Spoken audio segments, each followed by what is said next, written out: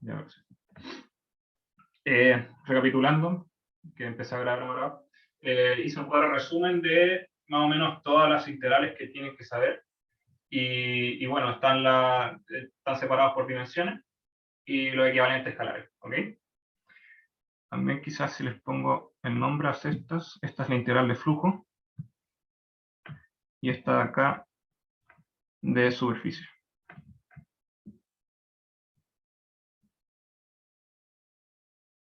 Y esto se le llama también integral de volumen. El equivalente vectorial de la integral en 3D probablemente exista, yo no lo conozco la verdad, pero los matemáticos seguramente se preocupan de eso, yo soy eléctrico, así que no me importa. Pero eso, entonces lo que iba a decir es que estos diferenciales los equivalentes escalares para la integral, o sea, equivalentes vectoriales, generalmente se calculan de la siguiente manera. Entonces, CAR de T, parametrización de gamma. ¿Ok? Entonces, el dl se calcula como la derivada de la parametrización con respecto a t por dt. ¿Ok? Lo mismo con el equivalente en dos dimensiones. Entonces, sea sigma u, b, parametrización de S.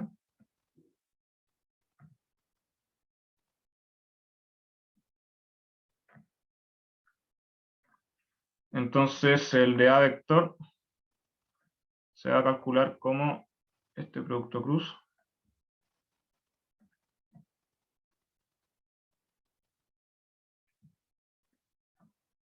y por du de B.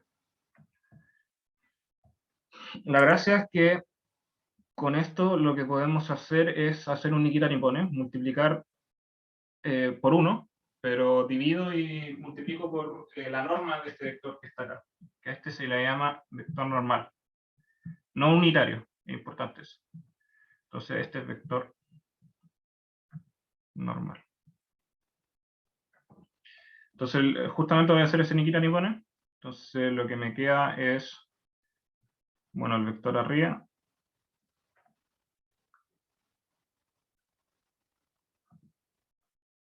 dividido la norma de ese vector,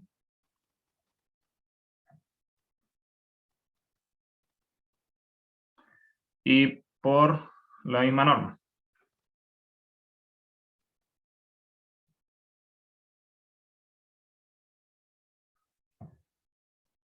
Ya, y esto es du de B. Entonces acá me aparecen un par de cosas importantes, que esto que está acá es el vector normal unitario, ¿ok? Normal unitario. Y esto que está acá, lo voy a hacer con morado, se define como el diferencial de área escalar.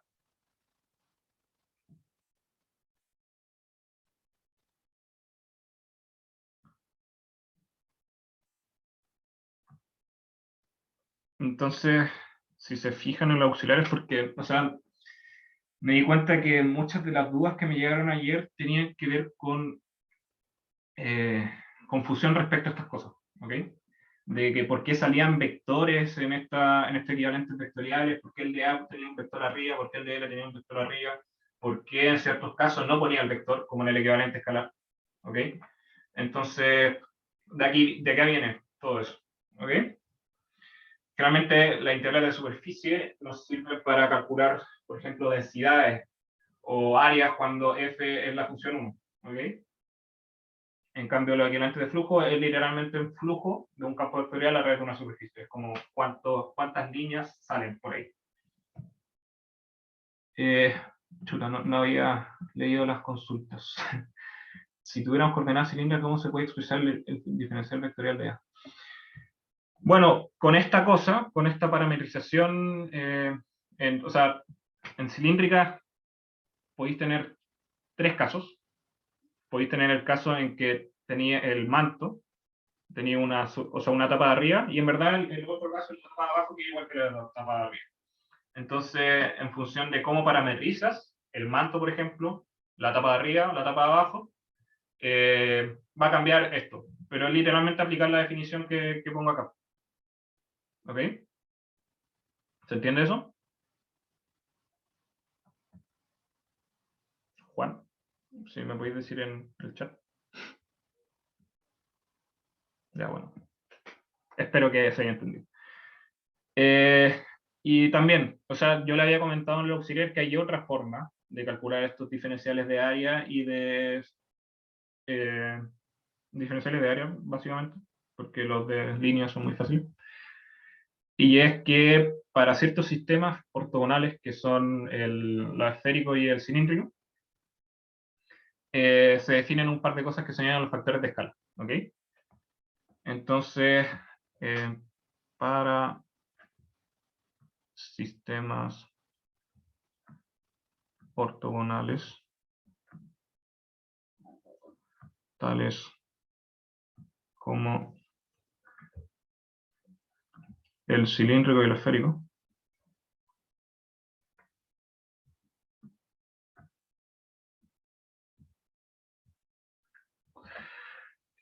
puedo definir, se definen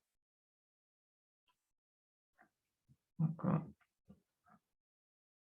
los factores de escala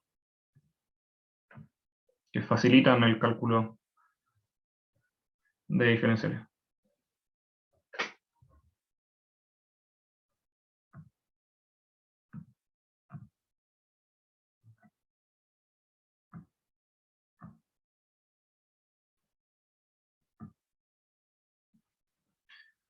Entonces ahora voy a aplicar una notación que va a ser general, porque no voy a escribir el esférico y el cilíndrico, pero digamos que existe una parametrización de un volumen completo que tiene como variables x1, x2 y x3. ¿Ok? Entonces, acabo de tener una parametrización que van a ser funciones de las tres variables. Voy a poner xy, pero pueden ser las tres variables, ¿ok? Esto sería f1, f2 de xy, f3 de xy. Al final, eso es lo que son los sistemas ortogonales. Onda cilíndrica es rho coseno teta, rho seno teta y z. ¿Ok? Y en esféricas también. Al final, cada una de las componentes es una función de las tres variables que definí, que en este caso van a ser x1, x2, x3. ¿Ok? Entonces, los factores de escala de xy se va a definir como la norma de la derivada de esta parametrización de volumen con respecto a esa variable. ¿Ok? Entonces, ejemplo, en cilíndricas,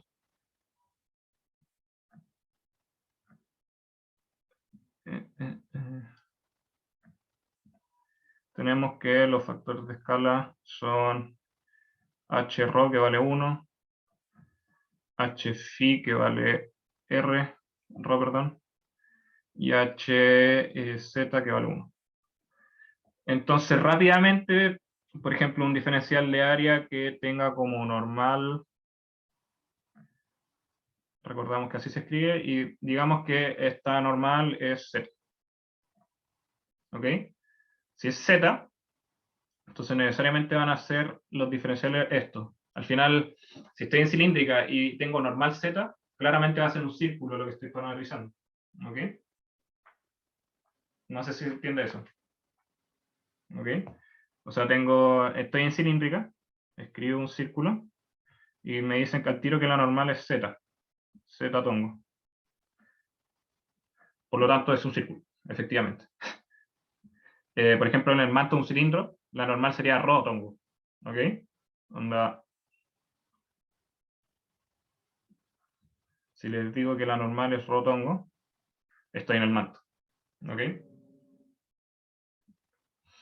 Entonces, si les digo que la normal es z tongo, rápidamente puedo calcular este diferencial de área como HRho, HFi de rho de phi. ¿Ok? Y eso va a ser Z-tongo. HRho que vale 1, HFi que vale rho, entonces de rho de phi. ¿Ok? Realmente también hay más formas de calcular esta diferencialidad de área y es con TCB, con teorema del cambio de área, cambio de variable. Y bueno, podría, o sea, ahora voy a ahondar más en eso, porque falta también calcular los diferenciales de volumen. ¿Y cómo se calculan diferencias de volumen? En un par de resúmenes, lo que sale es los factores de escala. Estoy haciendo referencia a la misma parametrización general que había puesto acá arriba. ¿Okay? Los mismos factores de escala por de X1, de X2, de X3. ¿Ok? Eso se puede hacer también, pero generalmente los factores de escala se definen a partir de sistemas que son ortogonales. Y no necesariamente todas las parametrizaciones que hagan de volúmenes van a ser ortogonales. Ah, nunca veo el chat. Entonces, ¿qué era ortogonal? No, el sistema. Bueno, no sé si lo habrán visto en mecánica. Generalmente se ve en mecánica esto por primera vez. Entonces, por ejemplo, acá tengo tres cositas y defino un vector posición. Y a partir de este vector posición se va a definir un vector rotongo, otro vector que va para allá, fitongo, y otro vector z-tongo. Entonces, este sistema de vectores unitarios que le estoy mostrando acá, esto es cilíndrica, por cierto, es ortogonal. ¿Qué significa que es ortogonal? Que hay ángulo recto entre los tres, más que como son unitarios, son normales. Por eso se llama ortonormal incluso. ¿Ok? Se me puede ponerle ese apellido, pero es un sistema ortonormal. ¿Y por qué nos gusta ocupar sistemas ortonormales? Es porque el producto punto entre por ejemplo, esto es 0 y solamente es 1 cuando son iguales. ¿Ok? Entonces, rho también por z-tongo, por ejemplo, también es 0. Y eso también ayuda para un montón de cosas. También para calcular normas es mucho más fácil. Es literalmente igual que con un sistema cartesiano, que es raíz de componente de rho más al cuadrado, más componente de phi al cuadrado, más componente de z al cuadrado. ¿Ok? Cilíndrico. Volviendo a lo que iba, de los diferenciales de volumen, esta es una forma de calcularlo, pero los factores de escala, como les dije, generalmente se definen para sistemas ortogonales. ¿Okay? Perfectamente puedes calcular estos factores de escala para una parametrización de un elipsoide que me preguntaron ayer. Pero es un poco más complicado, porque no necesariamente les va a salir siempre. Entonces, la otra fórmula de calcular este diferencial de volumen es que, bueno, siguiendo de nuevo a nuestra parametrización general de x1, x2, x3, donde tenemos f1, f2 y f3, que son funciones de las variables, no la voy a poner la dependencia directa, lo que pueden hacer es que esto va a ser x, esto va a ser y, esto va a ser z. Entonces se va a calcular como el determinante del jacobiano. ¿Ok? Entonces db se escribe como determinante del jacobiano de la transformación de x1, de x2, de x3. Entonces, ¿cómo calculo ese determinante? Bueno, ya tengo la transformación que x igual a f1, y igual a f2, z igual a f3. Entonces, ¿qué me implica eso? Que el jacobiano es el siguiente. De f1 de x1, de f1 de x2, de f1 de x3, y así. De f2 de x1, de f2 de x2, de f3 de x3. No, acá es 2. Y bueno, pues ya lo voy a rellenar. No hay que ser tan pajero. De x1, de fr, de x2. ¿Ok? Y así. Y bueno, esto les va a dar un determinante que es medio feito, pero se puede. ¿Ok? Entonces justamente el diferencial de volumen va a ser lo que les dé acá, que al final va a ser otra función de las variables por los diferenciales estos. Entonces, db va a ser lo que les dé acá, que le voy a poner h de xy, de cualquiera de las tres variables, h de xy, no por los diferenciales. ¿Ok? Y de nuevo, retomando esto que tengo acá arriba, con los diferenciales de volumen para sistemas ortogonales con factores de escala. Por ejemplo para esféricas, siempre el mismo. Es de B igual R seno teta de R de teta de phi. En cilíndricas, dB es R de phi de z. Y así para, esos son los principales que se tienen que saber. ¿Ok? Y eso, ¿alguna duda respecto a este resumen general? Sí, bueno, me faltan un par de cositas que me gustaría comentar, que las tres principales formas que van a tener de calcular las tales formas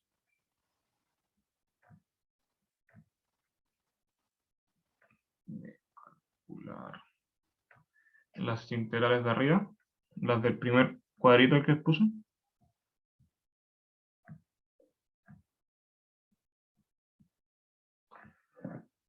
las de este cuadrito, este de acá, son por definición parametrizar, ¿no?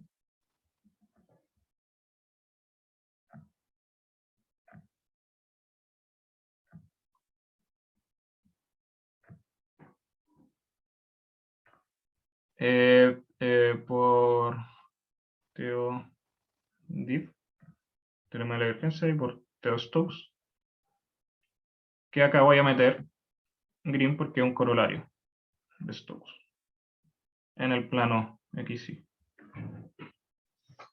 ¿Ok? Entonces, por ejemplo, generalmente, o sea, por definición parametrizando te vale para todas las integrales de arriba, o sea, las de línea, las de superficie, las de flujo y las de volumen incluso. Pero generalmente teoría de la divergencia se aplica para intercambiar integrales que son en 3D de la divergencia a integrales que son 2D flujo. Flujo y esto es volumen. Y Stokes se aplica generalmente para pasar de un integral de 2D que es flujo a un integral de 1D que es línea. ¿Okay? Entonces, por ejemplo, si quiero calcular integral de línea, que se me hace difícil porque, por ejemplo, el campo vectorial es muy complicado, pero su rotor no es tan complicado, ocupo Stokes. ¿Okay? Por ejemplo, también si tengo una integral de flujo que tiene un campo vectorial muy complicado, pero su divergencia no es tan complicada, ocupo divergencia y me paso para el otro lado. ¿Okay? Y al revés, si quiero calcular un rotor, que es complicado, pero que el campo vectorial en sí mismo no es tan complicado, ocupo Stokes. ¿Okay? Entonces, esa es como la idea que tienen que seguir y que se tienen que manejar por las tres formas. ¿Okay? Siempre quizá parametrizando en lo más pajero, pero en lo más seguro, porque siempre va a salir. Pero, o sea, muchas veces se van a encontrar ante ante el problema de que no saben parametrizar la superficie o el volumen o la curva que les plantean. Entonces ahí conviene utilizar un poco Stokes y divergencia. ¿Ok? Eso básicamente, porque eso es lo que entra, la verdad, para el control, no mucho más. Espero que haya quedado claro todo esto. Y voy a hacer, bueno, yo creo que voy a empezar, porque igual creo que me tengo que ir. Pero voy a empezar el problema del auxiliar. ¿Ok? Tenía pensado hacer... eh,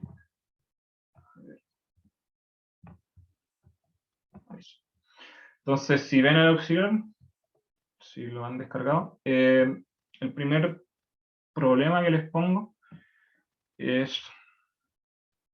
Ya tengo la pauta hecha por si acaso, la voy a subir después, para los que no puedan ir en la tarde. Y es que es un problema de green, ¿ok? Entonces me define una curva que es gamma, que es simple, regular por trozos, etcétera, que está parametrizada por r teta, que tiene f teta coseno teta, f teta seno teta, para teta entre A y B, que son dos ángulos. Ok, también, bueno, que f de teta es una función periódica, 2pi periódica, y que, bueno, D es la región que encierra. De región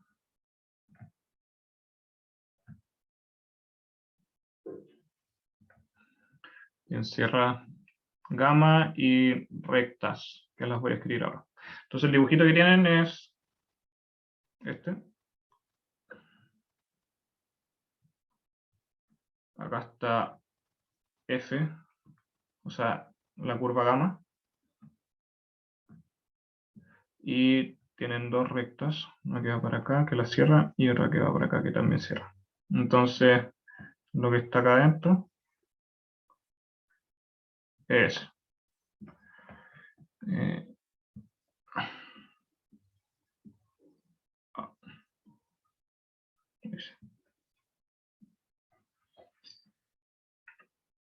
entonces tienen eso.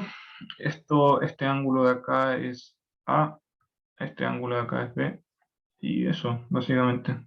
Entonces lo que les pido es que me calculen el área de la superficie, esto no es S, esto es B. El área de esta superficie con la información que nos dan acá. ¿Okay? Entonces, como estamos en 2D, perfectamente podría intentar parametrizar esto y calcular por definición eh, con ese producto cruz que les puse al principio. Pero es un poco complicado porque no tenemos información de cómo es este de teta, etcétera, ni tampoco, por ejemplo, dónde están estos puntos, que también es importante. Ocupar ese camino es difícil, ¿ok? Entonces lo que se ocupa en este caso es teorema de Green, ¿ok? Porque estamos en el plano, o sea, podemos aplicar Green porque Green siempre se aplica solamente en 2D, por cierto. Y bueno, en un par de auxiliares le había comentado el cómo hacer esto, aplicar Green para calcular Rs. Entonces, nosotros nos tenemos que definir un campo vectorial tal que sus derivadas en Green den 0, o sea, den 1, perdón. Y ahí estaríamos calculando por definición área. Entonces, recordamos por definición el área de cualquier superficie, en este caso D, va a ser de X de Y. O también se puede anotar como, porque ahí estoy en cartesiana, pero se puede anotar como de A si estoy en otro sistema coordenado, ¿okay? Por ejemplo, cilíndrica. Y ahí aparecería un ρ de más, no de X de Y. Pero bueno, esa es la definición de área.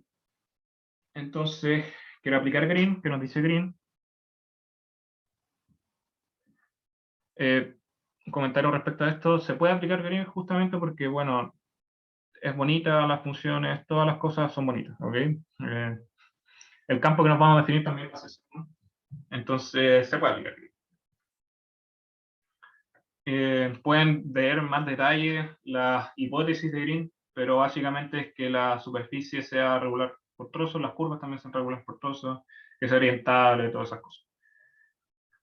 Entonces, ¿qué nos dice Green? Es que tenemos un integral de línea cerrada sobre una curva, que no necesariamente va a ser el borde de n, no, m de x más n de y es igual a esto.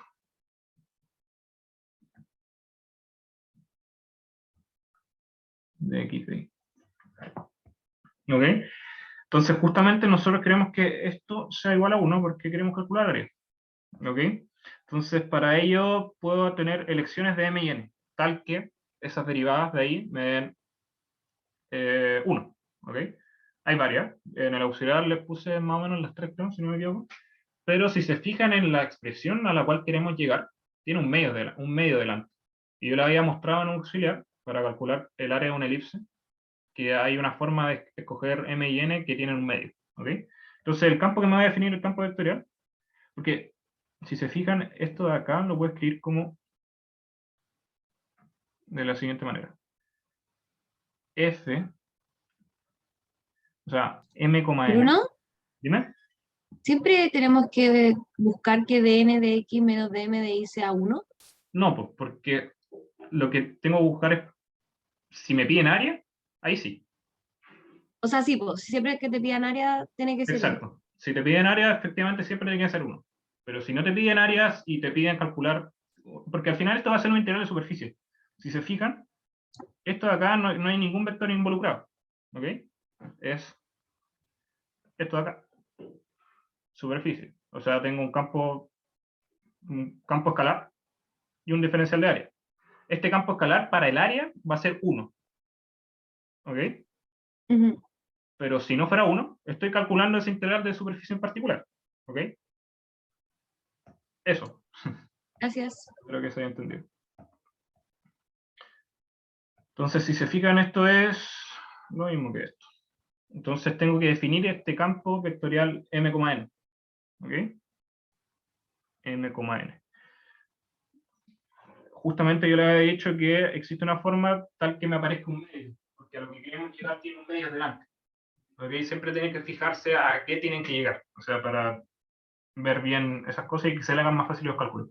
Eventualmente, si ocupan otra fórmula, también les va a dar, pero probablemente sea más laborioso llegar al mismo resultado. Entonces voy a ocupar esta definición del campo F y que pueden comprobar que las derivadas de esas dan 1, ¿ok? Porque me va a dar de n a de x un medio menos un medio de m a de y, pero n vale x, o sea, esto es 1, y esto es menos 1. Entonces, me queda un medio menos un medio, que es 1. ¿Ok? Entonces, efectivamente, este campo vectorial que me definí ahora, del un medio menos y, x, da. ¿Ok? Entonces, voy a aplicar esto. Voy a aplicar esto para calcular el área. Entonces, el área de D es esto. Y ya vimos que da 1 justamente la elección de este campo. ¿Ok? Con F igual un medio menos y, x. Dar las derivadas de ahí, lo voy a escribir mejor. dn de x menos dn de y. De x de y. Esto da 1. Para el campo que yo me definí. O sea, esto es m,n. Entonces, el área la voy a calcular como esta integral de línea sobre el borde de D de este campo que me acabo de definir por el diferencial de línea que lo vamos a calcular respectivamente. ¿Ok? Entonces, el borde de D, ya lo vemos acá arriba, es esta recta que está acá, la curva gamma, y esta otra recta que está acá. ¿Ok? Entonces, partamos con, por ejemplo, no sé, partamos con gamma. Y a esto les voy a poner gamma B, y a esto gamma A. ¿Ok? Entonces, reconozco que el borde de D se escribe como la unión de la curva gamma con gamma A y gamma B. ¿Ok? Donde estas son las rectas.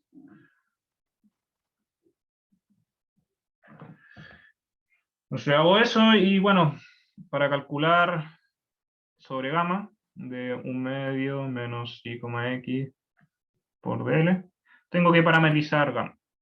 Pero ya me le dieron la parametrización en el enunciado. Entonces su parametrización era esta.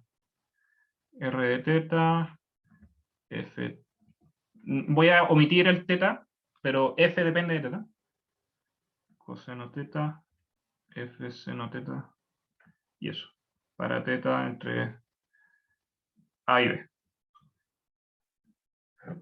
Ok, entonces para calcular por definición, recordamos que el de L vector es R' de teta por de teta.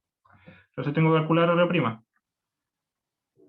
R' de teta va a ser, recuerden que F depende de teta, entonces tengo que aplicar regla del producto para derivar esto. Lo voy a escribir de la siguiente manera porque quizás no me da espacio. Voy a cambiar la notación vectorial. A primera componente voy a hacer como vertical esto. Entonces tengo que derivar con respecto a teta estas cositas. Entonces me va a quedar primero f' coseno teta menos f seno teta. Esto sale por regla del producto de la derivada. ¿Ok? Y la otra componente, esta componente de acá, lo mismo. F' seno teta más f coseno teta. ¿Ok?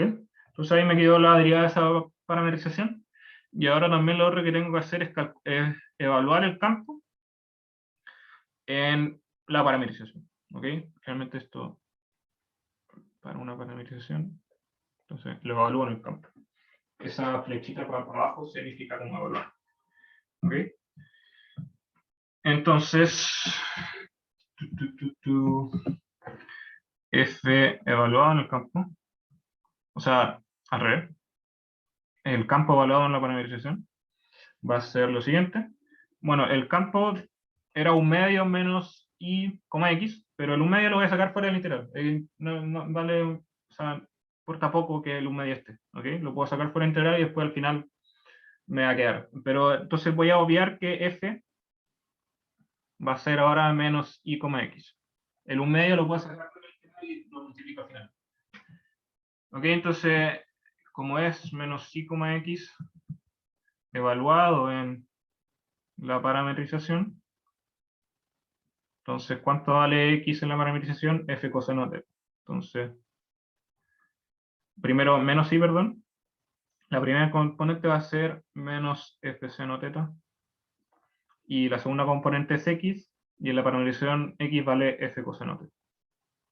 Entonces, ahí estoy listo. Y bueno, ahora toca calcular ese integral.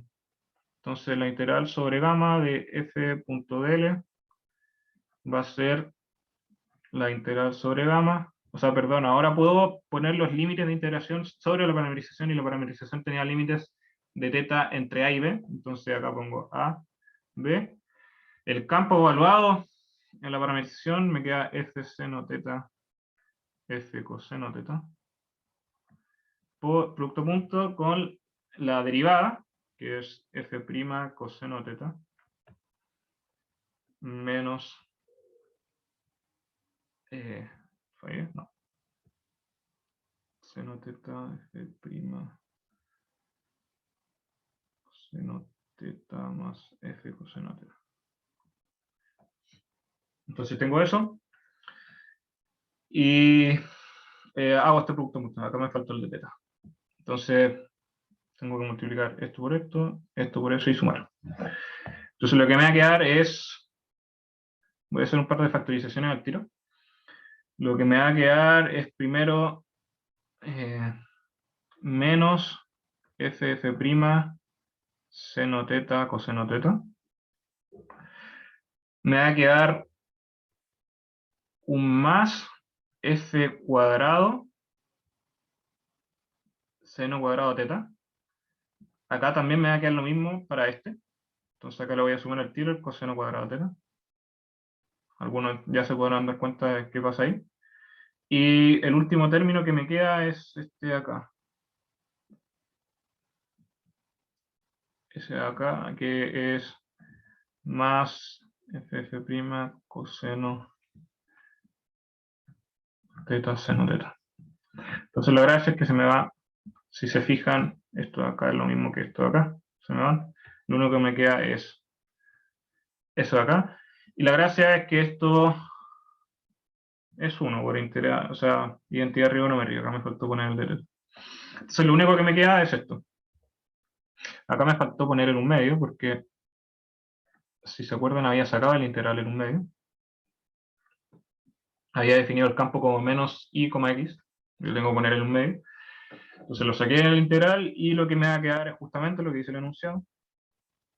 F teta al cuadrado. Porque había obviado la dependencia de teta de f, pero f depende de teta entre a y b. ¿Ok? Entonces llegamos más o menos al resultado que queríamos llegar, pero igual hay que tener paciencia porque nos faltan calcular las integrales sobre las rectas. ¿Ok? Cabría esperar que sean 0. Pero si no son 0, estamos en un problema y nos equivocamos en alguna parte. ¿Ok? Porque efectivamente lo que tenemos que llegar es lo que acabamos de llegar con esta integral de línea. ¿Ok? Entonces tendríamos que esperar que las integrales o se cancelen mutuamente o sean 0, cada una de ellas. ¿Ok? Para que nos dé el resultado final de que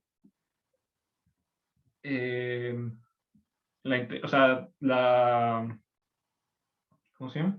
El área de D sea la integral cerrada sobre todo este caminito D, y al final, o sea, ¿qué implica que la frontera de D se escribe así? Es que esto se va a escribir como la suma de la integral sobre gamma, la suma sobre la integral de gamma A, y la suma sobre la integral de gamma B. Ya vimos que esta da como resultado el resultado que queremos llegar. Entonces, estas deberían ser 0. O cancelarse mutuamente. Y justamente eso es lo que va a pasar. Porque lo vamos a calcular ahora mismo. Entonces, les recuerdo que recordamos. Bruno, Dime. ¿por qué se deberían cancelar? Ahí me perdí. O sea, ¿por qué deberían Porque, ser o sea, 0? lo que quiere llegar en el enunciado, si ves como la demostración que querías hacer, es justamente ya lo que calculamos con gamma mayúscula. O sea, esto, Ah, el enunciado ya, de sí, que gamma, no había leído bien el enunciado. Ya, eso. Entonces, cabría esperar que la otra se cancele. ya. O se cancele. ¿Ok? Pero tenéis que hacerlo igual. En un control tendría que justificar el por qué se van a hacer. O si no, algo hay mal. Porque el teorema de Green se aplica siempre. ¿Okay? Es un teorema válido. Y en este caso la hipótesis se satisface.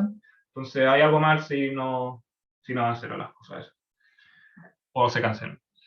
Entonces recordamos que parametrización de una recta normal. Que parametrizar.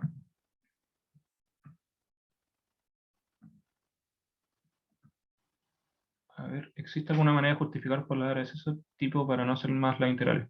Ahora voy a aplicar un argumento que me va a servir para las dos integrales, pero igual la voy a hacer. ¿Ok?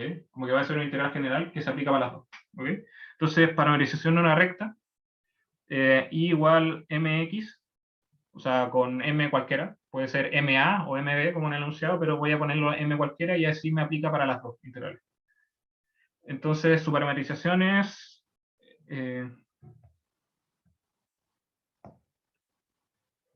r de t igual t como mt. ¿Cómo llega a eso? Bueno, fijo x igual t, y la recta justamente m igual x, entonces esto es y directo. Entonces, para t, entre el valor inicial de x y el valor final de x. Y que no lo sé en el problema, pero no lo voy a necesitar. Entonces, tengo que calcular también la derivada para calcular esas integrales. Entonces, lo que me va a quedar es 1 y m. Y el campo evaluado en esta parametrización va a ser menos i, x evaluado en r de t. ¿Y cuánto valía i en esto? Valía mt y x vale t. Entonces tengo eso. Y la integral simplemente va a ser integral sobre una recta general. Lo voy a poner recta quizá. De acá el 1/2, que no se me olvide. Bueno, al final va a dar lo mismo, pero bueno. Entonces, el campo evaluado en la parametrización menos mt t por la derivada de la parametrización, que es 1m dt. ¿Y esto cuánto da? 1/2 en recta menos mt más mt. ¿Qué pasó acá? Se cancela. Y justamente esto es 0. ¿Ok? Y eso para cualquier recta. Entonces las dos rectas van a ser 0. Y se concluye el resultado porque habíamos visto que la integral sobre d de 1/2 menos i, x por dl es igual a la integral sobre gamma de todo eso, más la integral sobre gamma a y la integral sobre gamma b. Pero estas, como son rectas, son 0. Y esta ya la calculamos. Era justamente lo que nos dice el enunciado, 1/2 de esto. Y llegamos a lo que queríamos llegar. Ese sería el primer ejercicio del auxiliar. ¿Ok? No sé si tienen dudas respecto a cualquier cosa, en verdad. En particular el ejercicio o lo que había dicho al principio del resumen. Todo. Ahora es el momento.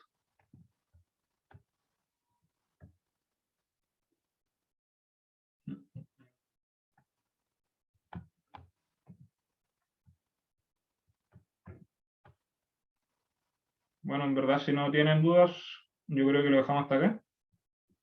Voy a dejar de grabar.